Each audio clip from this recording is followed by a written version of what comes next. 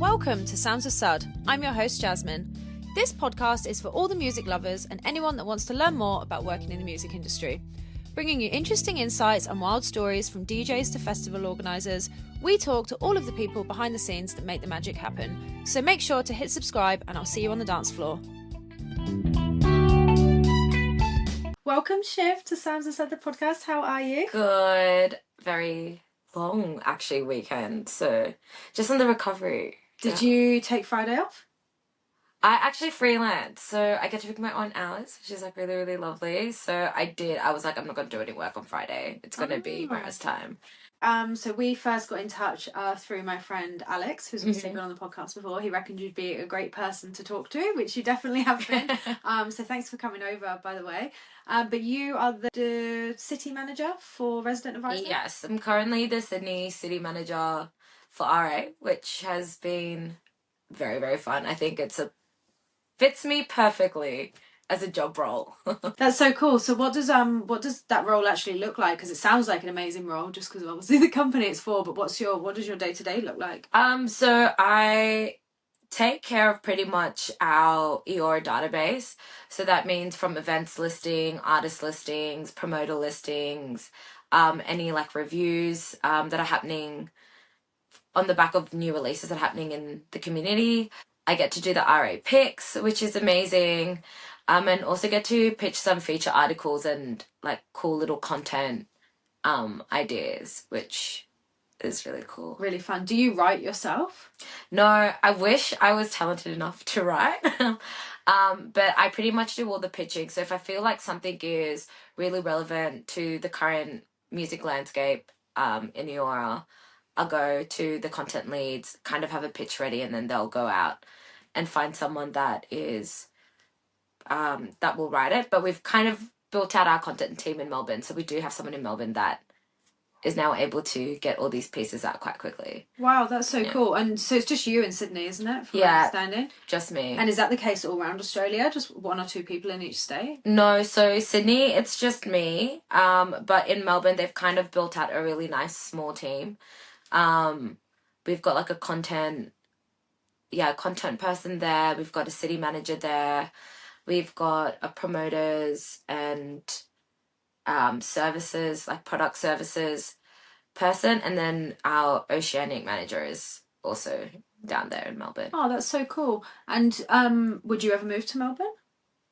I love Sydney too much. Yeah. It's funny, most people that have come on obviously have been from Sydney because I'm in Sydney. But yeah, I feel like you're Sydney or you're Melbourne. I'm definitely a Sydney girly. Yeah. Do you go down there a lot there? I'd imagine you'd have an interest in going down there. Yeah, I had a friend that actually moved there, like bought a place like a year and a half ago. So was doing frequent trips there, and a bunch of friends have moved there. So it's a nice little excuse to go down. Obviously, go down for festivals, like Pitch happens down there, Sun Cycle, well, RIP, not anymore, Animals Dancing. So I'm around quite a lot. I think over the past like year, I've kind of cut back on going down as much, but have frequented Melbourne quite a lot. Yeah, I love going to Melbourne, but I'm always happy to leave. Yeah. I'm always like, right, okay, I'm ready to go home now. And yeah, I always have a good time. Amazing nightlife, obviously. Amazing nightlife. Obviously. So does RA's role in Sydney and Melbourne similar, or have they got more to do in Melbourne? They are similar.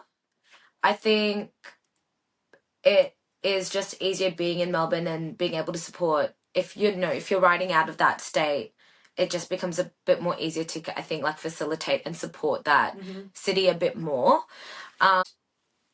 We have a lot of partnerships down in Melbourne as well, so yeah, they get supported a little bit more than Sydney does, which... Yeah, do you ever have to like go anywhere for work, or is your role purely Sydney based? I'm purely Sydney based, but the good thing is that when we do have partnerships, I can go to those festivals, or, I was in London last year for a month and I got to go to the office and like meet everyone in the office. Oh, wow, that's so cool. Yeah, which was like really lovely. I think especially working on your own and like holding up a city on your own, it's really nice to be like connected between the contributor network that RA has. So it's like really lovely to go see the broader team. But yeah, like I can travel and do my work that needs to be done. So it's very flexible, which is really cool. It also means that if I want to be a digital nomad, I have that option. It also means if I want to go on a music pilgrimage somewhere, you know, that option is there, which is and it's so relevant. Good. So relevant. It's relevant. That's so cool. Yeah. I'm very jealous, by the way. Sounds like an awesome job.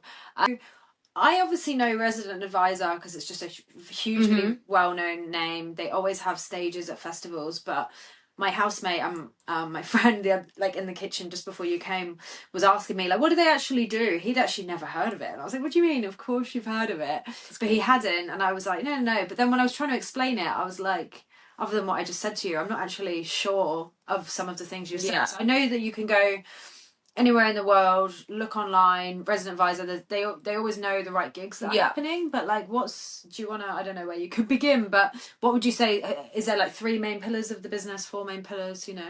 I think at the crux of it all, RA is very like community heavy in the electronic dance space. So I think like from my experience, what I've seen in terms of what we do is like really facilitating collectives, artists, producers in the electronic music field, anyone that kind of falls into that genre of music, really facilitating that and pushing that. For me, it's really pushing for grassroots community events that happen out of Sydney.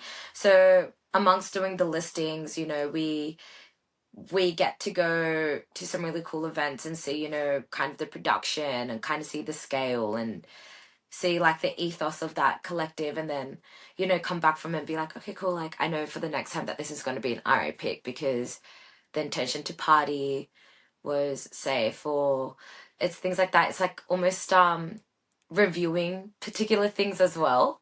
That's so interesting. So would you say that some of your role is actually just like research? Yeah, I would say some of my role is research. I have monthly meetings with my line manager who is in Berlin. He's amazing. And, you know, he'll always be like, so what's happening? Like, what's new? What's happening in Sydney? Like, give me a little snapshot. And so I think really our job is to have our finger on the pulse with everything electronic music based.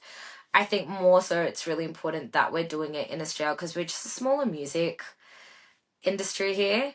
And I think we have so much talent. So being able to, I guess, facilitate that has been really special for me. I've been like partying for years. I was a bit of a club rat, and then kind of got promoted into being like DJ mommy, and now I'm doing this. So you kind of see all the different phases of like collectives that come in and out of Sydney. You see the more commercial side, you see the more underground side of things, and then being able to like write about that. So when, let's say there's a new collective that's in the scene and I get him, you know, I might put them as an RA pick, then they'll invite me to go. I know for next time that actually, yes, we're gonna push this a bit more. Or if it's, you know, a smaller underground artist that's doing a very intimate gig at, let's just say, the Phoenix Central Park Theatre, being able to be like, yeah, I think if you've got the chance to go anywhere this weekend, you should be here. So it's kind of also helping facilitate, I guess, people engage with electronic music in Sydney in a fun, fruitful way as well. We want everyone to come here to have a good time, and so to be able to be part of that in the slightest bit is, yeah, really, really cool. I love how much you're smiling talking about it. It's like, yeah. I like my job too, but like it sounds like you really like it. Yeah, I really love it. Yeah, it's so good. It's almost been 2 years. Yeah, I'll be with them 2 years this year, which I think is really crazy. Always in the same position? I did get a little baby promotion when I was in London, so I'm still doing my main role as like the city manager, but also, you know, kind of going into more partner, like a baby partnerships role, which is really cool. That means we get to make some really cool fruitful connections, relationships with like a lot of collectives in Sydney, and see how we can actually support them on a bigger scale that is, I guess, outside of me doing the RA picks. Or yeah, I was thinking about what you said before when you said an intimate gig. I just remembered my friend Georgia, who got the random text to go to Fred again, and you were in her videos, and I remember, and I was like, damn, I knew you'd be there, but I was so jealous. I'm everywhere. How was it? It was good. They reset up the club, put in extra light rigging. It was a full new production for Sevs. Also really great for Sevs because it's such an institution. I've never been in Sydney. It's so good. Their curation is really cool. I have some friends doing their residencies there at the moment, so I'm there quite often. But it was really cool to see, I guess, them doing such a small turnaround of the space, like, you know, the production, getting those like emails out or like texts out to people to be like, secret show, come get your tickets. It was fun. I had a friend on support for him as well. Oh, wow. So I was very lucky that that's how I was able to go. It wasn't because through of her. It wasn't because of work. No, it wasn't because of work. It was because my friend was playing and she was like, you know what, you should come with me. So yeah, so good. Did you get to meet him? yes, Yeah. got a little hug. Oh, Got to say a little hello. yeah. Joy Anonymous were amazing as well. I wasn't familiar with who he was. I have like heard their music here and there, but seeing them play live, it's always that thing when you see someone play live, you have like a great appreciation for them. 100%. So like seeing them play live, they were very on the more like houseier, like groovier side of things, which was really nice because it really, the energy transitioned. But yeah, overall very fun night. Yeah, I wasn't familiar with them at all, but what you were just saying before about when you see them live, you get an appreciation. I went to this women in music like networking breakfast a while ago, and there was a girl or woman, should I say, called Gia Vaughan, and she's pretty sure she's from Sydney, and she has the most beautiful voice, but it's like not the kind of music I would listen to, because she sang a couple of songs live, so because I heard her do that, now I was listening to her album yesterday. It's funny, isn't it? You know how it all works. Yeah, so you've been non-stop. So with the events that you go to, what's actually your your preference of what you'll be doing? Oh, because you go to a big mix of stuff. Yeah, I like dip into like different genres, you know, go to some things that are a bit more commercial. I kind of owe everything to the underground music scene here in Sydney. It's kind of how I really transitioned to getting into music and like making it like a career. I love my warehouse parties. I love my, you know, illegal park raves. Anything that is from your athleticas to your bypasses to your Lovejoys to your community chests. They're, you know, very like vibe positives. They're very community heavy. And I think that transcends into the environment when you're there. Like you can feel that energy shift, and they're just very safe spaces. And I think because I've been frequenting those spaces quite often, it just feels like a big family affair. You go there, you kind of know everyone. The curation from beginning to end is phenomenal. Production, even if it's a small party, there's so much thought that's put into it. You kind of just leave with a big smile on your face every time. Yeah. Where would you say is a good warehouse party in Sydney? Or it depends, I guess, what you'd be into in terms of, you know, genre of like electronic music, because there's obviously heaps of sub genres and subcultures as well that fall into that. I'm really bad with all that kind of stuff. So you know, I think Decay and Dunge are really cool. But where are they? What suburb are these in? Like Marrickville way? They're all in the inner west. Majority of them are in the west. Like obviously, post COVID, we had heaps of warehouses to go party out of, and obviously with COVID coming in and rent prices increasing, it just became really unsustainable for a lot of people. So we don't have that many as much choice anymore. Yeah, which is sad, but I think hopefully like in the next couple of years it would pick up again. But yeah, majority of the warehouses that, you know, I've been to or were going to were in the inner west. So very close, walking distance, you know. Yeah, a lot of people have talked about them. I've fortunately never been to one. I remember a few years ago people were telling me about one in Mascot, and they're like, you have to go, and I just never got, you know, it's like, you just didn't get there on time. Which is a shame, but yeah, I don't know. My favorite idea of like a party is like really unique like places. So like in like a national park, or you know, just on your surroundings as Yeah. well, because it adds so much more to it. Like, I like going to clubs, don't get me wrong, but I'd have to be going to see a DJ that I want to see. Yeah. I wouldn't, you know, just Wouldn't go out to a club for the sake of going to a club vibe. I wouldn't just be like, let's go out on Saturday and Yeah. let's pick a club to go to. Even though there is so much great music, I think I'm just getting a little bit too old to be doing it Yeah. every weekend. So it's like we do it, you know, when there's DJs on that we want to see. But I love going to events where you see like smaller DJs as well, Yeah. and you get your new favourites. So with your work, I know that you were at Mode Festival, because I was there volunteering for Dance Yeah. Rise. Didn't know you were there, obviously there personally at the time, but Resident Advisor was there. What events do you have like your own stage at? So we do pitch. We've been doing pitch for a while. Last year was the first time doing it with Mode, which was really cool. That stage, that outside stage, I had gone to Mode the first year and they didn't have that outside stage, so that was actually really nice. Going back to the thing about like, you know, being able to see your surrounds. You could see the water over the fans. Yeah, that was a great stage. Yeah, it was a really great stage. So at the you know, I think we also do Freedom Times. We were doing Sun Cycle, but Sun Cycle obviously isn't running anymore, which is sad. And my favorite is Strawberry Fields. So, yeah, it's really cool to be able to, I guess, have the opportunity, or have, you know, festivals that share the same ethos and ethics and morals in terms of like what we do, and be able to connect on like a greater level, and help with like ticketing, or help with, you know, curation, which is really cool. I'm not too much in the depth of all of that. I just know that it's something that we do, and to be able to see that come to life is pretty cool. Do you have people from overseas fly in when you have big events on? Yeah, so it's actually really nice when pitch happens. We get some of our like, you know, our CEO comes. We get like our some of like our UK team members come. That's which so is really cool. lovely, because other than that, like, we wouldn't get a chance to see them. So it's also an excuse for them to come meet the team and like kind of do a little bit of team bonding, which is like really lovely. So go to Melbourne for like maybe about like a week when pitch happens. I will go see my team, go rendezvous with the Grampians, which is fun. Me and my friends always say that. We're like, right, we'll do this and then we'll rendezvous back here. That's hilarious. Strawberry Fields.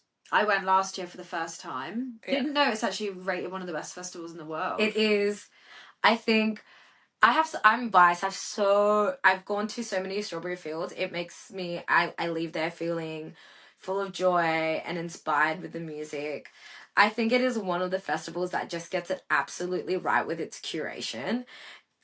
Strawberry Fields live stage is one of the best live stages, I think. In the Mirage Motel? That the impromptu jazz that they do in the Mirage Motel after the festival is over is chef's kiss. It is one of the best things to experience. But they've got like a live stage where they have heaps of like the jazz bands play out of, lots of the hip hop acts that come play out there.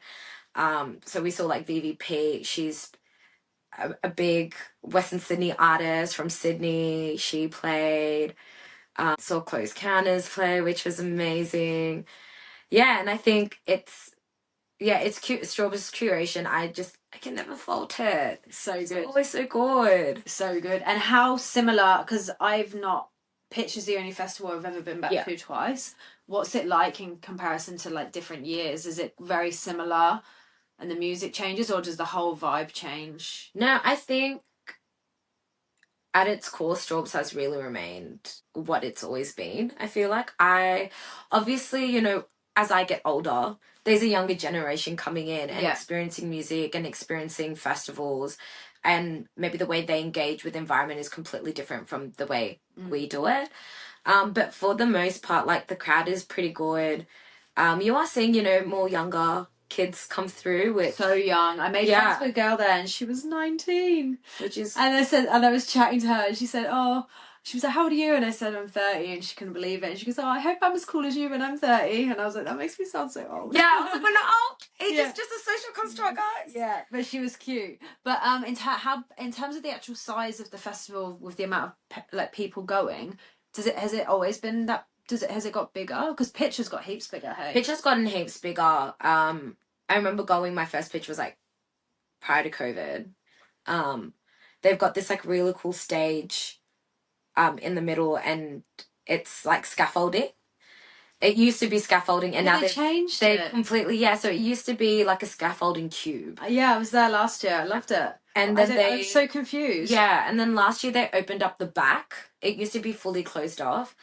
Then last year they opened up the backspace, and then this year it had completely changed. So I think like that goes to show that it has actually like grown in size. With Straubs, I feel like the stages have always kind of relatively been the same, but I think they were saying last year was the biggest turnout that they've had. Yeah, that it hadn't been on since before COVID, had it? For last year? It didn't happen during COVID, but the year before last, it was split over 2 weekends. Ah. So they did weekend A, weekend B, just to accommodate, safety of patrons. So they're like Coachella vibes. Yeah. Wow, that's interesting. The lineups were different. There was a tiny crossover, but the lineups were different. Did you go for both? No, I went for weekend B because it just happened to be that period of time. All the music festivals were rescheduled. So you're a busy girl, I So imagine. yeah, it was Pitch, Innovanica, Strawberry Fields, and the Bizarro Boys did a festival somewhere out in Goulburn. So that was all back-to-back weekends. We had that last year, the one just gone. We had 6 weekends in a row of big events. It was Return to Rio was the first, Strawberry Fields, we had Boiler Room, we had Defected.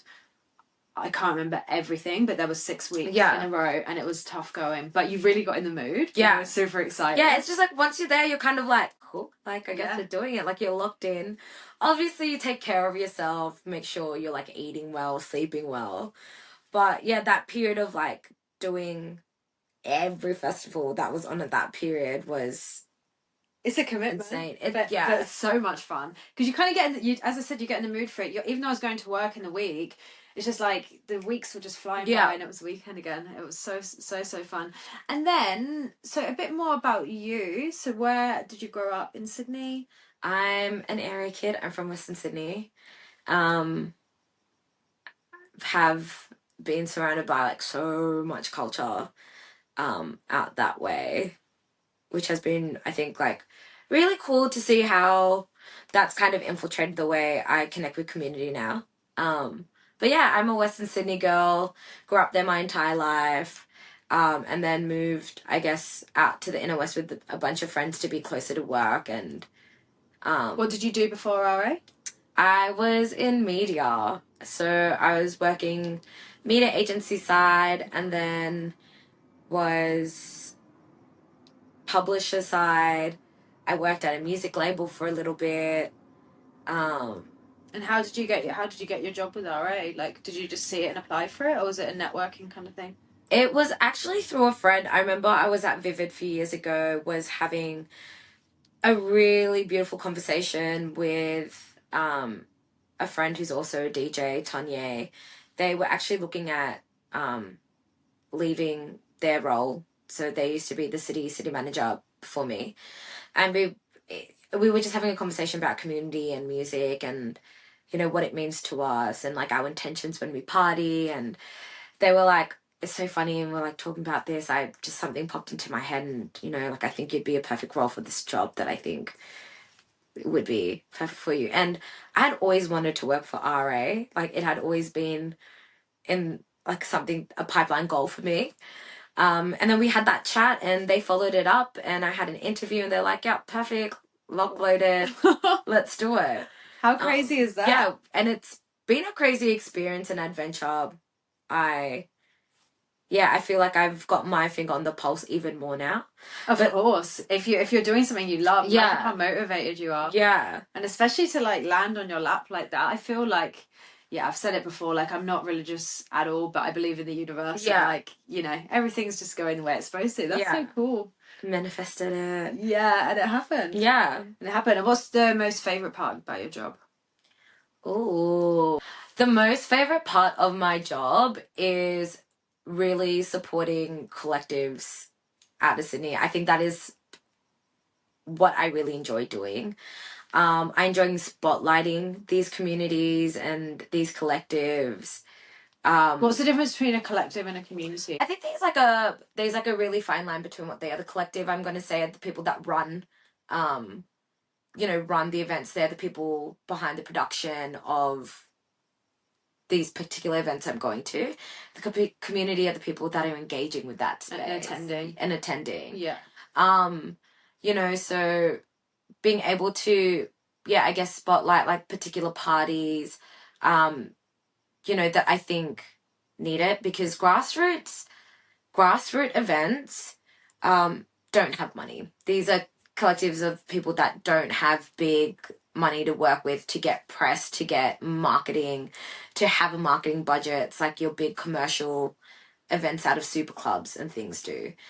So being able to do my part and like really spotlight and talk about, what that collective is, what they're going to give you, what artists they've got on their lineup is really cool. And I love facilitating that. I think, grassroots events are also something that I very hold close to my heart, and to be able to share that on a very global scale is pretty cool. Yeah, that's so cool. I'd love to come out with you sometime. Yeah. I feel like you'd go to so many places that I would enjoy, but I would never think to go to. Yeah. And how do you find? Obviously, you're right in the middle of the community, and you obviously know what you're doing. But how do you, as part of your research, what do you actually? Because obviously, it's quite ironic that you're doing research, but then Resident Advisor is a place where people would go on to find it. So I'm just curious how you're in it. How do you continuously find more? Kind of have my fingers and toes in a lot of pies, which is really, really great. In terms of lots of different friendships. Lots of different, friendship circles, but that also means, with those different friendship circles, running different music scenes, and then having the exposure to that is really cool. I think it's just become an amalgamation of years of networking and going out a lot and kind of knowing particular faces. But, like I'm saying, like as I get older, they're like new collectives coming onto the scene. They're new parties coming onto the scene. And I think it's just like across that, it is mainly through social media, or people will reach out to me and they'll be like, hey, we're running this party, like, do you want to come check it out? And then... But how do they know? Because you don't have anything about your job in your Instagram, do you? I have it in my bio. Okay. Yeah, I've got like my RA email in my bio. That's across the board, just in case, like, someone's releasing music and I don't know they're releasing it and they're like, cool, like, I'm going to send it to you and see if you can. What kind of stuff do you get sent? All sorts. All sorts. I get EPs, I get albums, I get mixtapes. What can you personally do with that? I can pitch them into like a review cycle for music, which is cool. I get to, I get pitched mixes as well. So we have something called Mix of the Day, where,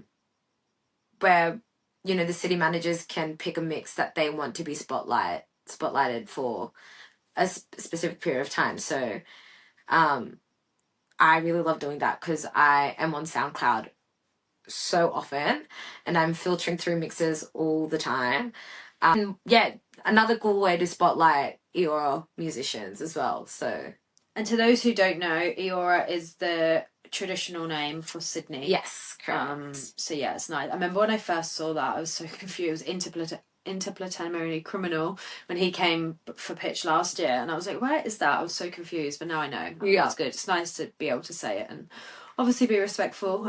What's been the most for you personally? I know you said the different parts of your job that you like, but what would you say has been the most rewarding actual incident? Like, is there a particular person that was like super thankful, or it got them their next gig or something? Do you know what I mean? Like, what is really rewarding for me, I think it keeps coming down to the one thing, and it is like spotlighting people in the music community doing the work and being able to spotlight that.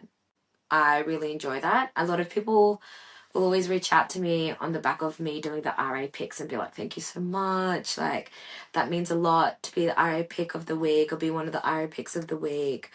And it almost feels like I'm giving recognition to people that honestly, they should have had that recognition like ages ago, you know.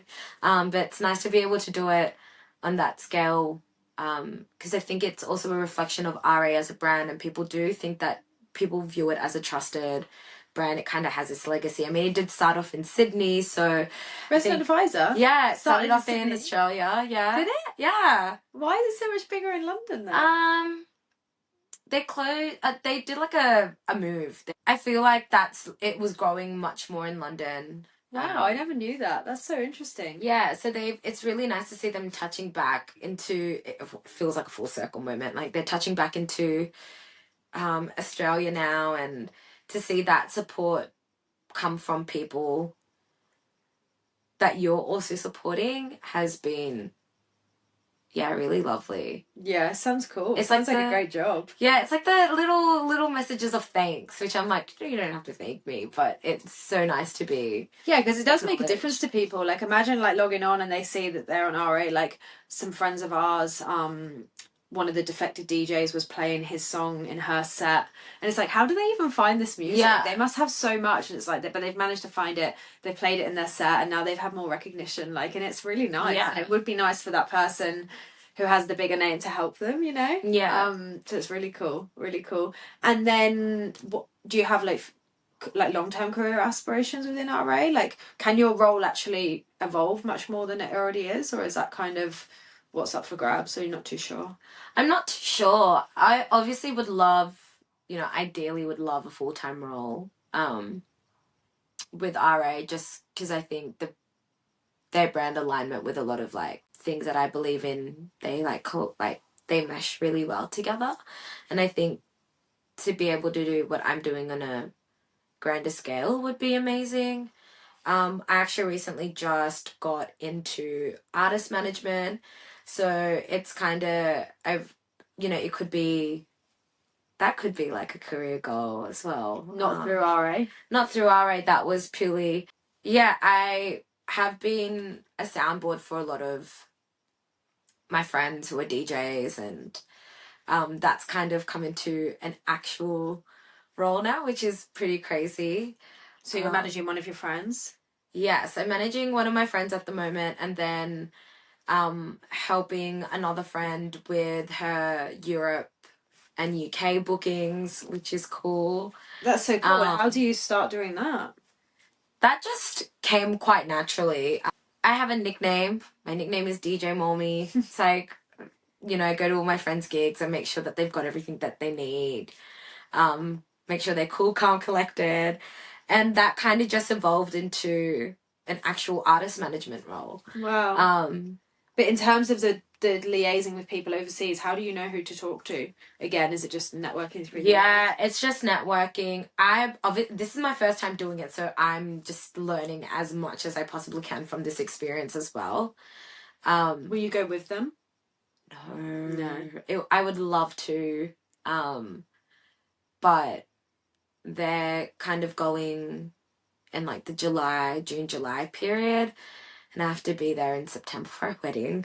So I think we just miss everyone. That's okay. That's okay. There's always next time. Always next time. There's always next time. We're going home this year. We're going to Defected in Croatia. Nice. Wanted to go to Ibiza, but we can't do both. So I'm like, it's okay. Can't do it all. We'll save some for next time. Yeah. Do you DJ? I don't. Ever? No, I don't. I've like, a lot of people, this is my most frequently asked question is, do you DJ? I don't. I'm just around a bunch of DJs.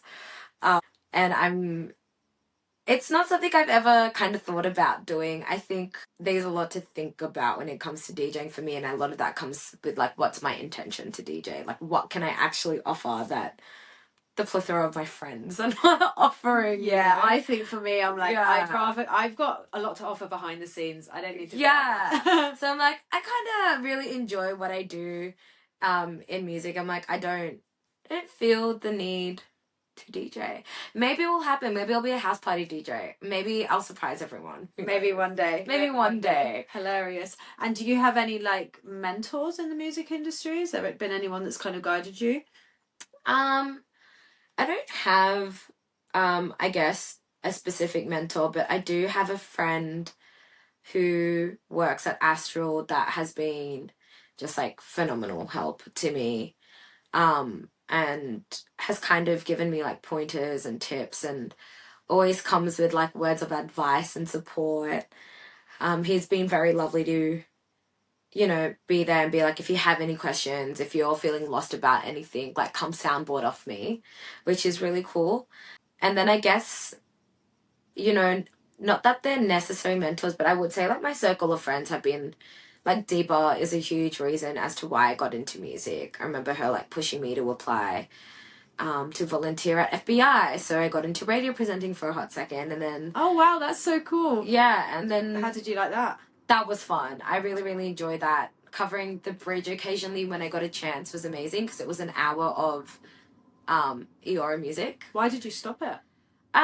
I was freelancing. I had a full-time job. I was also doing radio, also trying to manage going out, and it was a lot to juggle. It was a really lovely stint. I had so much fun. FBI is just, if anyone ever wants to get into you know, community radio or like radio presenting. Their studio is in Redfern. They have like a volunteer program that you can apply for. Yeah, and that kind of was, yeah, Deepa was kind of like my gateway into getting into music. She had always spoken to me about it. She's like, you'd be good at it, you should do it. She a DJ? She is DJ. Oh, what kind of music does she play? She goes between percussive, drummy, house. She used to be in a duo called Honey Point. That was like jazz house disco. Jazz house disco? Yeah. That sounds cool.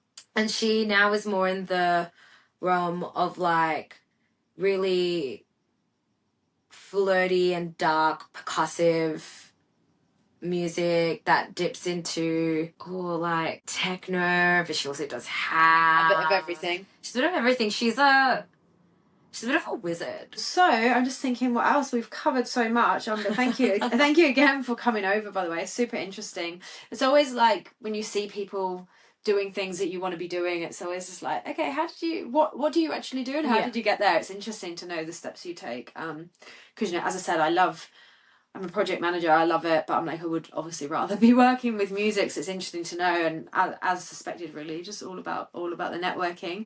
So obviously, RA have got quite a presence at festivals in Australia. I've been here so long now, I can't remember if they have presence in festivals in England, which they probably do. What's like the biggest festivals you know that RA kind of support at or have involvement with? Well, the one that like I have got my eyes set on is Magnetic Fields, and that actually happens out of India. Oh wow. In like the middle of the desert in Rajasthan. I have a friend that's gone, and he has said it's amazing. So that's a big one. I know last year they had a partnership with, I think, Organic Festival in Taiwan. They're kind of global, so they've got their kind of toes dipped in a little bit of everything. Obviously Europe is a huge market for them, so they're quite involved over there. Would you ever want to live in London? I was actually thinking about it. I was thinking about it until I went there last year, and I was like, absolutely not. It's just, I think it's too expensive for me at the moment. But it's like something I would love to do, just because, I mean, when I was there, I fell in love with how accessible things were. You can do whatever you want. You can do whatever you want, and it's like, no wonder why people can choose to be a bit more selective over there, because it's quite a transient country. You've got artists going through London all the time, so it's like, oh, if you miss them this week, they're probably going to be back in another 3 weeks, so it's fine. Yeah, or if you need to go somewhere in Europe, you can just it's only an hour's flight away. Yeah, which is the really easy which is part. crazy. I really, really enjoyed it. I feel like no matter where I was in London, it had its own little like pocket of culture and art. Where was your favourite place in London? Ooh. If you can remember. I really liked Peckham. Yeah? Yeah. I like Shoreditch. Yeah, Shoreditch? Yeah. Shoreditch is pretty cool. I had a great night on Shoreditch a few years ago when I went home for a visit. Yeah. Yeah, so cool. And it was fun because while I was there, it was on the back of like heaps of friends popping off their Euro tours. Yeah. So it was like, oh, cool, like see Sydney friends play overseas, or see like Nam friends play overseas, which was crazy. That would be really cool experience. Yeah. And have you got any festivals elsewhere in the world, like in America or anywhere else, that you'd really like to go to? Not necessarily with work, but just on your bucket list? Oh, I really want to go to Parallel. Where's that? It's in Europe. Love International would be fun. I want to go to Sonar. I haven't heard of them. Where's Sonar? Sonar, I'm pretty sure it's in Spain. Okay. Oh, is it the one in Barcelona? Yeah. Yes. Yeah, okay. Yeah. I'm pretty sure my friend went there last year. But yeah. I've said that twice now. I could be wrong. I'd love to do Sonar. Love to do magnetic fields. I do want to do organic. I'm pretty sure it's in Taiwan. I just had a friend that played a festival in Japan. Japan would be so cool. Yeah, but I think that was the last year of that festival, which is sad. I kind of would also just like want to go to a place and just experience music there for like 2.5 weeks as well. Even I really want to go to festivals. I'd love to go there and just see what the whole vibe is about. Yeah, there's so many places I want to go. Yeah, so many places. It's crazy. Like I'm super into like my ballet, reggaeton, like genres of music as well. And so I was in Colombia for a month also last year before I went to London. Oh wow, were you having a bit of time traveling? I got made redundant from my job, blessing in disguise. Oh. I got made redundant from my full-time job. Which, yeah, huge blessing in disguise, because then I got to go on a 2-month holiday. And yeah, being able to experience music in Colombia was also like really amazing. I think Did you feel safe there? Yeah, I didn't have any unsafe situations in the clubs or anything like that. I guess that could also be because like they don't have a age cap on like who goes to the clubs. It's literally everyone. Like we saw grandmas. So it's quite inclusive. So grandmas up in there, so aunties up in there. Yeah, it's quite very inclusive, which is actually really nice to see, because I feel like, man, if we were 40 going out here, someone would definitely say something. If you're 40. That's so funny, because some of my friends were almost 40 and some of my friends are in their 50s and they come out, which is just hilarious. I won't say names because I don't want to embarrass anyone, but like one of my friends, she came to Glitterbox with us last year. She was absolutely loving life. She was out later than some of my younger friends. It's absolutely hilarious. I love that when you see, but that's just a good thing about music though, right? Yeah. Like it's so, it has no limits. Like I think about the music we listen to, and when I'm on the bus, or maybe hopefully not the bus when I'm old, and I'm like, I listen to that. Of course, it's still going to give you the same feelings as you have now, especially if it's music from a festival, say, and it was your song of the festival. You'd be vibing to it in another 30 years' time, and it'd be, it'd be like, nostalgic. Yeah, very nostalgic. So, nostalgic is like my favourite thing. I love looking at old videos, pictures, all that kind of stuff. It makes me so happy. Especially when you can when you remember how happy you were, or the people in the video and stuff. Yeah. So cool. All right, sorry, back to it. So, would you, given that you've just started dipping your toes into a bit of artist management, what advice would you have for up and coming artists that are trying to get themselves, start taking their DJing a bit more seriously? I think the key thing is understand your intention and your intent with what you're doing, because that really transcends into the space that you are playing in, and your brand, and how that ties in with your brand and kind of what you want to show people. I think having an identity when it comes to your music is also very, very important, and like really honing in on that. Obviously surround yourself with really good people as well who are supportive. The music industry can be very jarring, and it does make people jaded sometimes.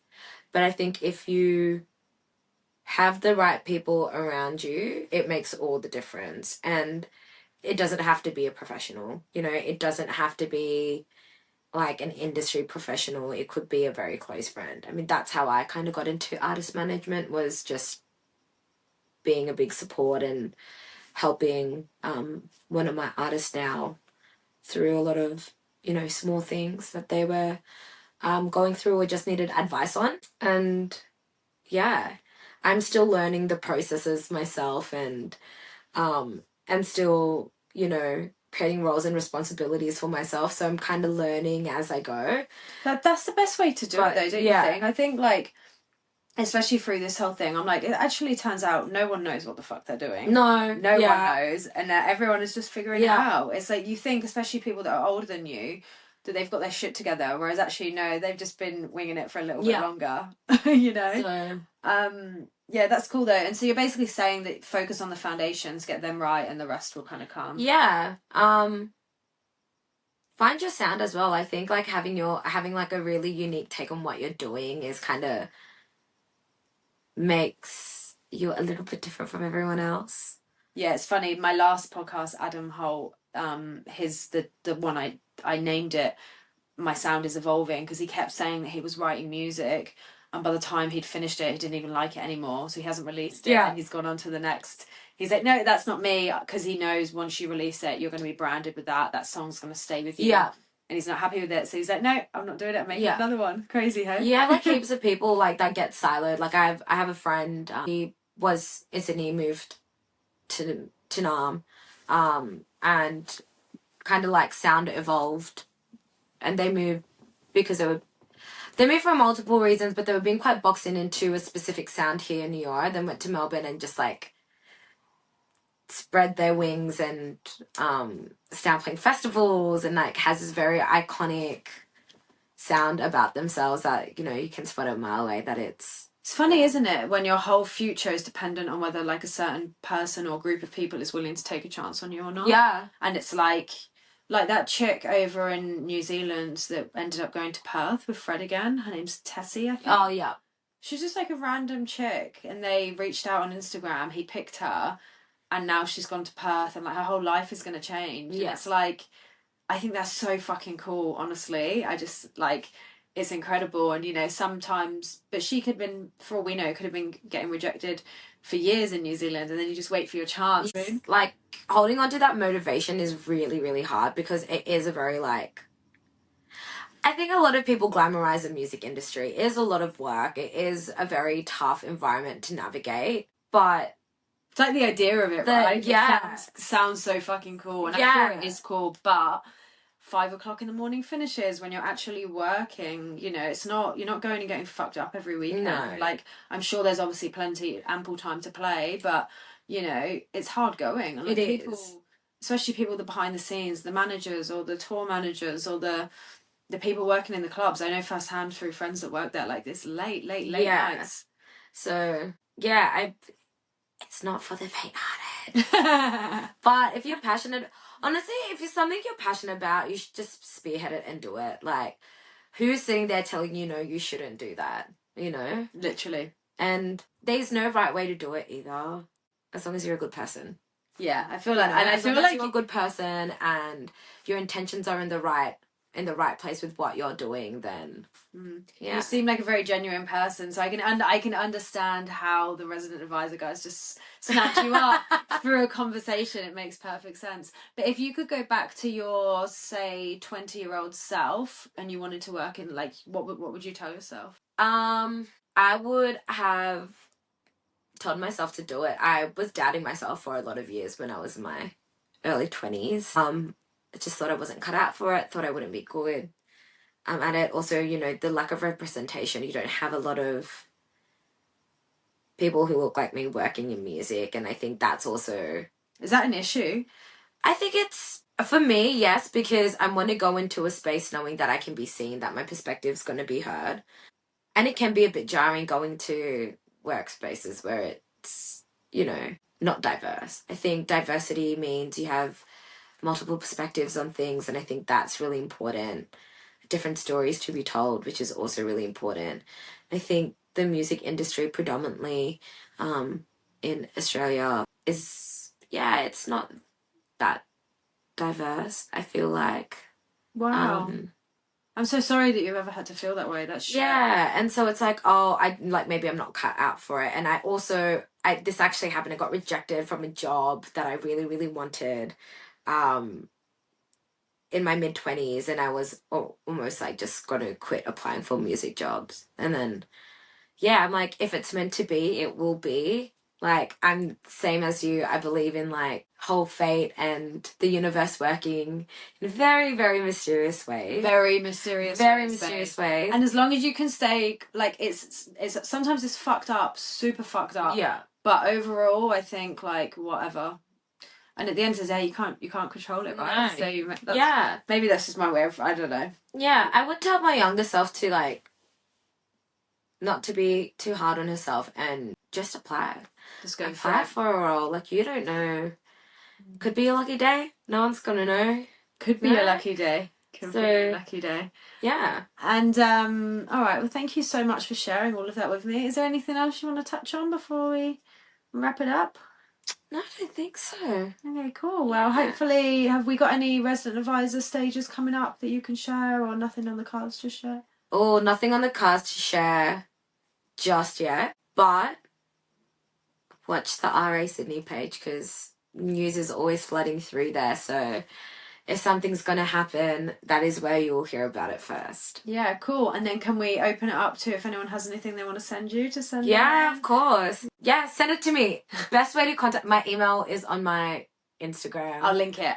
Yeah. So if you have an event that's coming up, or if you're a new artist or a producer releasing music or anything, the electronic music side of things, shoot it my way. Yeah, girl. I love it. Okay, well, thank you so much. On that note, we'll leave it there. But thank you so much for coming over. Thank you for your time, Angel. Love it.